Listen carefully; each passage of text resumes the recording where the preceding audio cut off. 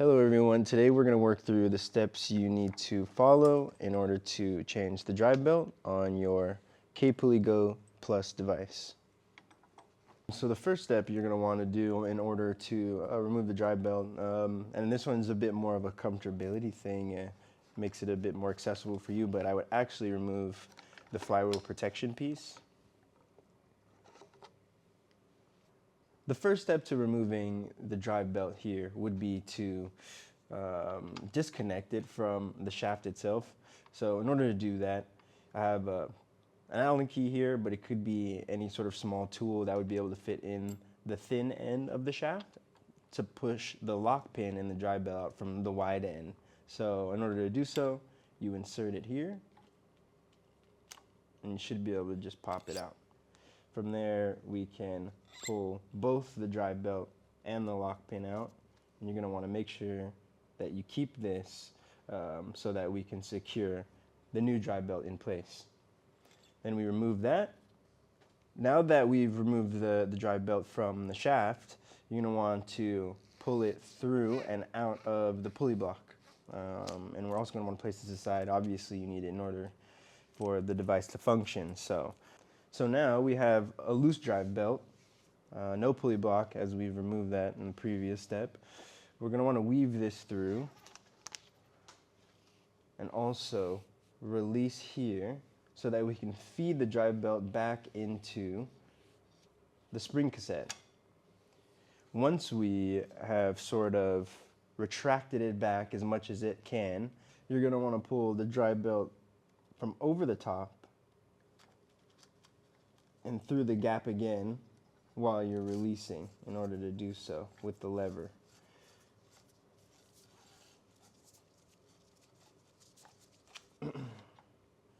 Once we have that there, you want to make sure that you don't let go. It should stop just because the drive belt itself takes up enough space so that it won't unwind.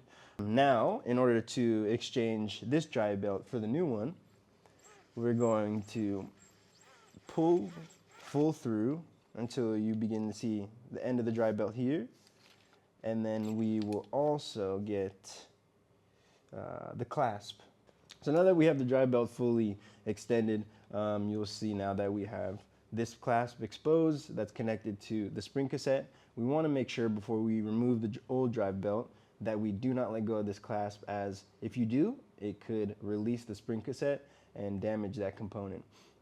So you want to make sure you keep a hold of this. In order to remove the old drive belt, you want to just remove it from the clasp here. And then again, while making sure you're holding on to this, or if you were to go somewhere else, you can hook it onto the side of the device if needed. But again, we just don't want to let that release. You can grab your new drive belt and connect it just as the old one was. Make sure that it's hooked onto there, and we can begin feeding that drive belt back onto the spring cassette. So once the spring cassette is fully wound up and the drive belt is wrapped around it, as you can see there, while holding onto this still, we want to bring this over the top until we have the end of our new drive belt. And with that, we want to weave it back down through where it originally pulled from. So we can pull through here and make sure that it's not twisted. So now that it's wound fully on the spring cassette and we're holding it in place, we want the end of the drive belt that we're going to bring back down through the back of the shaft here in order to run it back and under the belt bite. So then we start by inserting the drive belt back and behind this metal piece here, and then over the top of the belt bite cylinder, which you can see under on the bottom. So now that we have the drive belt sort of pushed over and through here, we want to release the belt bite mechanism and make sure that you pull the drive belt out and through over the belt bite. So we have that here, and what we can do is sort of pull all the excess drive belt through. And so once that is all the way through, you can release the lever and it should hold in place. So now that we have the new drive belt locked in place with the belt bite cylinder holding that there, we want to weave it back through the belt guide here. It's going to go over the first prong and out under the second. So for the last two steps, we're going to want to weave the drive belt back through our pulley block. It's going to go under and over the top here, and then back under the rubber protection piece. We pull that through, and we want to make sure that the drive belt is straight, no twists or tangles, because otherwise that can cause problems with the drive belt itself.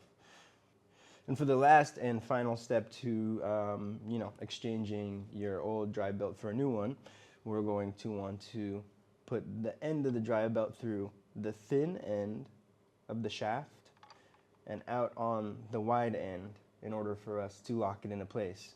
This is also where you will need your lock pin again, so make sure that it is ready and available.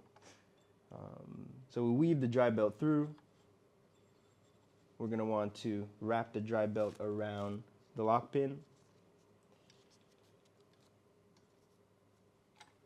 And enough so that you can pull it from the wide end to lock it into place there. So it should look something like that. You want to make sure that you can see a little bit of drive belt on the wide end as well. And from there, once that's secure, your kPulleyGo Plus device should have a new drive belt and be fully functional.